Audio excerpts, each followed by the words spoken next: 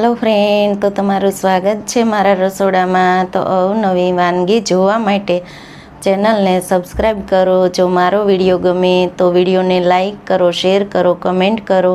બાજુમાં રહેલ બેલ આઇકનને દબાવો તેથી નોટિફિકેશન તમને રોજ મળતું રહે। આજે હું તમારી સાથે શેર કરીશ શીતળા સાતમની ઠંડી થાળીની રેસીપી। તો ચાલો શરૂ કરીએ રેસીપી।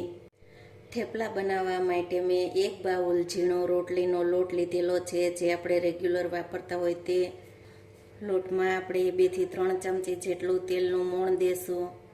એમાં આપણે 2 ચમચી ઘરની ફ્રેશ મલાઈ લીધેલી છે। આમાં મલાઈ એડ કરવાથી થેપલા એકદમ સોફ્ટ અને સારા બને છે, તેના માટે આપણે 2 ચમચી મલાઈનો ઉપયોગ કરેલો છે। તો મલાઈને એડ કરી અને સારી રીતે મિક્સ કરી લેશું। 150 ગ્રામ મેથી લીધેલી છે। મેથીને ધોઈ કોરી કરી અને કટિંગ કરી લીધી છે। તો આપણે 150 ગ્રામ મેથીના પાનને એડ કરશું। ઝીણા સુધારેલા ધાણાને એડ કરશું। 1 ચમચી હળદર પાવડર, 1 ચમચી ધાણા જીરું પાવડર, 1 ચમચી લાલ મરચું પાવડર। તો તમે લાલ મરચું પાવડરની જગ્યાએ આદુ મરચુંની પેસ્ટનો ઉપયોગ કરી શકો છો।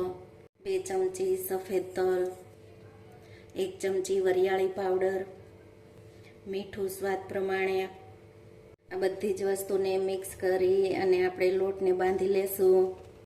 થોડું થોડું પાણી એડ કરતા જશું અને લોટને આપણે બાંધી લેશું।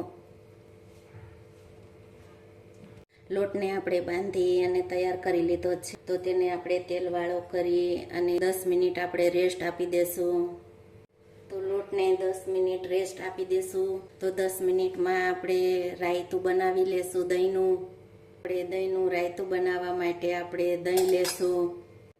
રાયતું બનાવવા માટે આપણે રાઈને અધકચરી ક્રશ કરેલી તેને આપણે એડ કરી દેશું। 1 ચમચી દળેલી ખાંડ, સ્વાદ પ્રમાણે મીઠું, લીલા ધાણા કાપેલા, ઝીણું કટિંગ કરેલું લીલું મરચું। તો આ બધી જ વસ્તુને આપણે મિક્સ કરી લેશું। આ રીતે મિક્સ કરી લેવાનું 2 મિનિટ ફેટીને। કટિંગ કરેલા કેળાને એડ કરશું, દાડમના દાણા। તો આને સારી રીતે આપણે હલાવી અને મિક્સ કરી લેશું।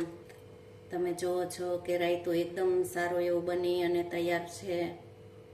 10 મિનિટ થઈ ગઈ છે, તો આપણે થેપલાને વણી અને આપણે તૈયાર કરી લેશું।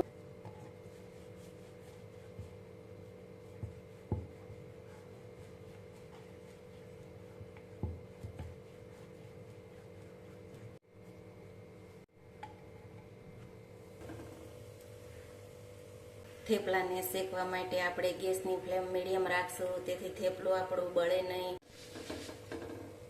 તો થેપલા એકદમ સરસ એવા બનીને તૈયાર છે। મરચાં ભરવા માટે આપણે અડધી વાટકી શેકેલો ચણાનો લોટ લીધેલો છે। પહેલા ધાણાને એડ કરશું, અડધી ચમચી ધાણા જીરું પાવડર, અડધી ચમચી ખાંડ, સ્વાદ પ્રમાણે મીઠું, અડધી ચમચી વરિયાળી પાવડર, અડધા લીંબુનો રસ એડ કરશું, 2 ચમચી જેટલું તેલ એડ કરશું। તો તમે આમાં ગરમ મસાલાનો ઉપયોગ કરી શકો છો। આપણે મસાલાને મિક્સ કરી અને મરચાંને ભરી લેશું। તેલ ગરમ થઈ ગયું છે, તો આપણે મરચાંને તેલમાં એડ કરી દેશું। થેપલા સાથે ભરેલા મરચાં ખાવાની એવી મજા પડે તેવા ભરેલ મરચાં એકદમ સરસ એવા તમે જુઓ છો।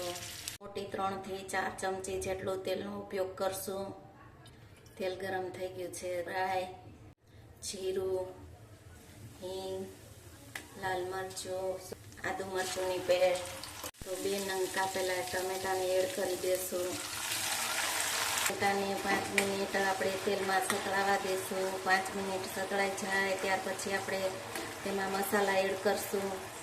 ટામેટા એકદમ સારા એવા સતળાઈ ગયા છે, તો તેમાં આપણે મસાલાને એડ કરી દેશું। હળદર પાવડર, ધાણા જીરું પાવડર, ગરમ મસાલો, લાલ મરચું પાવડર, સ્વાદ પ્રમાણે મીઠું, 1 ચમચી ગોળ। મસાલાને આપણે સારી રીતે મિક્સ કરી અને 5 મિનિટ આપણે ટામેટાને ચડવા દઈશું। 5 મિનિટ ટામેટા ચડી જાય ત્યાર પછી આપણે પાણીનો ઉપયોગ કરશું। 5 મિનિટ થઈ ગઈ છે, તો આપણે અડધી વાટકી જેટલા પાણીને એડ કરશું। તો તો 3 થી 4 મિનિટ આપણે શાકને ઉકળવા દેશું. શાક સારી રીતે ઉકળી જાય ત્યાર પછી તેમાં આપણે સેવને એડ કરશું. શાક આપણું સારી રીતે ઉકળી ગયું છે, તમે જુઓ છો. આપણે સેવને એડ કરી દઈશું. તો અડધી વાટકી આપણે ઝીણી સેવ લીધેલી છે, તો સેવને એડ કરી અને ગેસ આપણે બંધ કરી દેશું.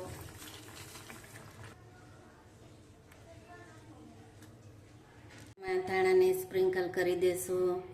ટામેટાની ચટણી બનાવવા માટે મેં આપણે આ રીતે કટિંગ કરી અને 2 નંગ ટમેટા લીધા છે. ટામેટાને રોસ્ટ કરવા માટે આપણે 1 ચમચી તેલનો ઉપયોગ કરેલો છે. તેમાં આપણે અડધી ચમચી જીરું એડ કરશું.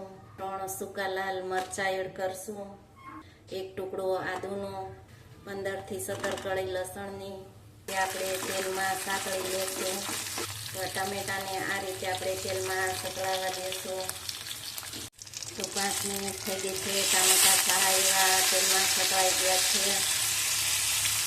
તમે જુઓ છો કે આપણા ટામેટા સારા એવા તેલમાં સતળાઈ ગયા છે.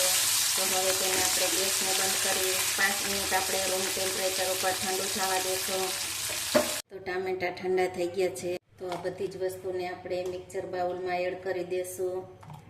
1 ચપટી ખાંડ એડ કરશું. સ્વાદ પ્રમાણે મીઠું. આપણે ચટણી તૈયાર કરી લેશું. ચટણી આપણી એકદમ સારી એવી બની અને તૈયાર થઈ ગઈ છે.